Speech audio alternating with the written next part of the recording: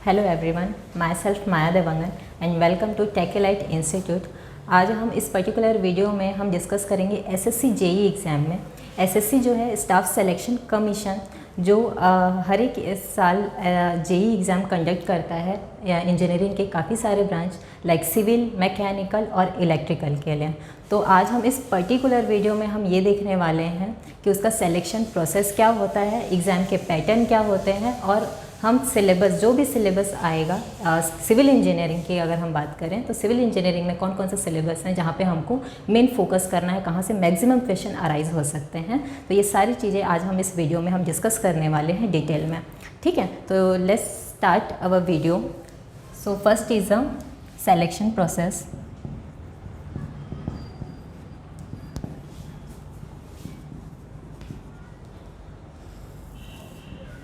Okay, before selection process let's see what is the eligibility criteria। Eligible कौन होंगे इस exam के लिए, एसएससी जेई एग्ज़ाम के लिए जो भी diploma holder and degree holder candidate हैं वो सारे के सारे स्टूडेंट्स जो हैं वो एसएससी जेई एग्ज़ाम के लिए एलिजिबल होंगे। Okay, so now let's see what is this selection process. Selection process जो है उसके 3 स्टेज में होगा, stage 1, stage 2 and stage 3। Stage 1 में आपका होगा, स्टेज 1 आप कह सकते हैं ये होगा आपका पेपर 1।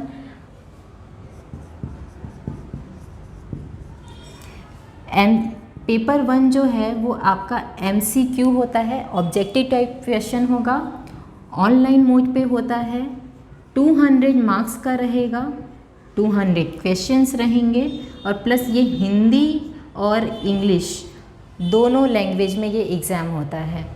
स्टेज 1 है आपका, या उसको कह सकते हैं आप पेपर 1 या प्रीलिमिनरी एग्ज़ाम, जो आपका एमसीक्यू होगा, मल्टीपल चॉइस क्वेश्चंस रहेंगे, ऑनलाइन मोड पे होगा, 200 मार्क्स के होंगे, 200 क्वेश्चन रहेंगे और लैंग्वेज जो रहेगा वो आपका हिंदी और इंग्लिश, और इसका जो ड्यूरेशन रहेगा इस एग्ज़ाम का वो रहेगा 2 आवर। ठीक है, अगर आप पेपर 1, अगर आप स्टेज 1 क्लियर कर लेते हैं, पेपर 1 आप क्वालिफाई कर लेते हैं, देन आप एलिजिबल होते हैं स्टेज 2 के लिए। स्टेज 2 है आपका पेपर 2, जो कि डिस्क्रिप्टिव टाइप का रहेगा।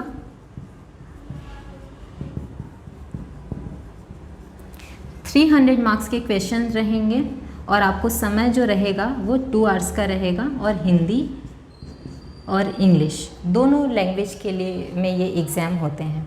ठीक है, देन स्टेज 1 आपका क्लियर हुआ, आप स्टेज 2 पे गए। स्टेज 2 अगर आपका क्लियर होता है देन आप थर्ड स्टेज जो कि है डॉक्यूमेंट वेरिफिकेशन, डीवी के लिए आप एलिजिबल होते हैं। देन उसके बाद एसएससी, अगर आप डीवी आपका डॉक्यूमेंट जो है वो वेरीफाई हो जाते हैं, देन उसके बाद आप एसएससी ने जिस भी पोस्ट निकाली, जो भी वैकेंसी निकाली है, आप उस पर आप सेलेक्ट होते हैं, आप वहाँ पर ज्वाइन करते हैं। ठीक है, then now let's see what is the exam pattern for SSC JE exam.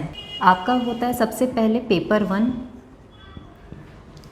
ठीक है, जैसे हमने स्टेज 1 के लिए हमने डिस्कस किया था, पेपर 1 क्या होता है आपका, एमसीक्यू होता है, ऑनलाइन मोड पे होगा। ठीक है, 200 मार्क्स के रहेंगे एंड 2 आवर्स के रहेंगे। नाउ सी, ये पेपर 1 में कौन कौन से आपको सिलेबस कवर करना है। इसमें आपका रहता है non tech plus technical. Technical में आपका जो भी आप ब्रांच के हैं लाइक सिविल, मैकेनिकल और डबल इलेक्ट्रिकल इंजीनियरिंग। ठीक है, नॉन टेक में आपका रहेगा जनरल अवेयरनेस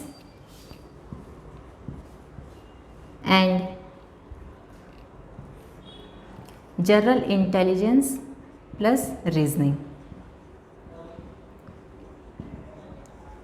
नॉन टेक जो है वो आपका 100 मार्क्स का क्वेश्चन, 100 मार्क्स के क्वेश्चंस रहेंगे नॉन टेक में, जिसमें एक होगा आपका general awareness and second part is a general intelligence और रीजनिंग। ठीक है, तो जनरल अवेयरनेस में आपका होता है क्या है, ये 50 मार्क्स का क्वेश्चन रहेगा जनरल अवेयरनेस के, और जनरल इंटेलिजेंस और रीजनिंग के रहेंगे 50 मार्क्स के क्वेश्चंस। ठीक है, तो 50 + 50 that is 100 marks. Okay, and technical में आप जो से भी ब्रांच से हैं लाइक सिविल, मैकेनिकल और डबल ब्रांच से, जो भी ब्रांच से हैं आप, टेक्निकल के आपके क्वेश्चंस रहेंगे वो रहेंगे 100 मार्क्स के, ठीक है। ये पूरा का पूरा MCQ रहेगा, ये भी MCQ ही रहेगा। तो 100 + 100 दैट इज़ 200 मार्क्स के questions, okay. 1 question carries 1 marks, और यहाँ पे आपकी नेगेटिव मार्क रहेगी 1/4 आपकी नेगेटिव मार्किंग रहेगी, ठीक है, पेपर 1 के लिए, ओके।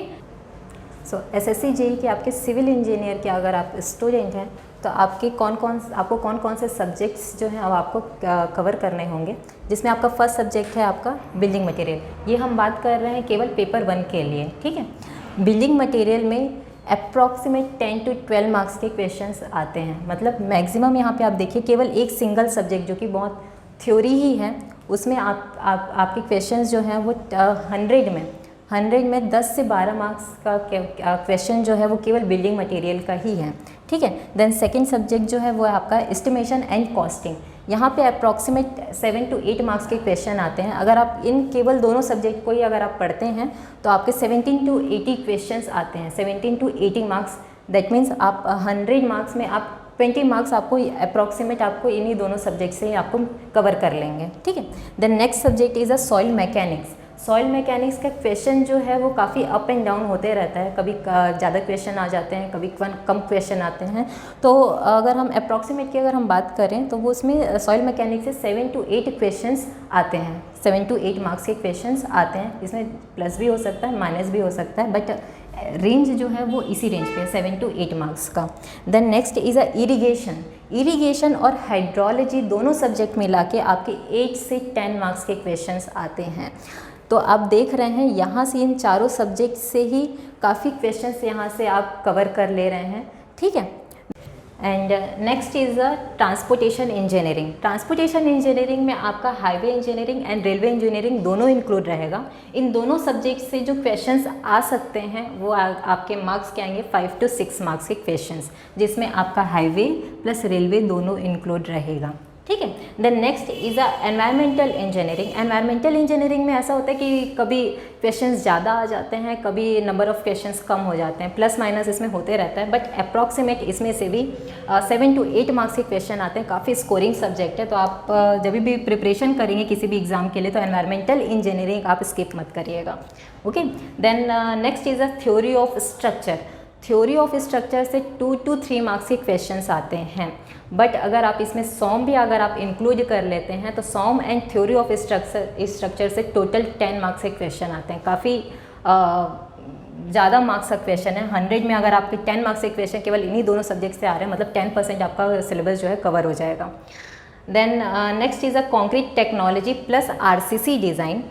RCC डिज़ाइन आपको समझ में नहीं आएगा जब तक आप कंक्रीट टेक्नोलॉजी नहीं पढ़ेंगे, तो RCC डिज़ाइन के लिए कंक्रीट टेक्नोलॉजी पढ़ना आपको ज़रूरी है।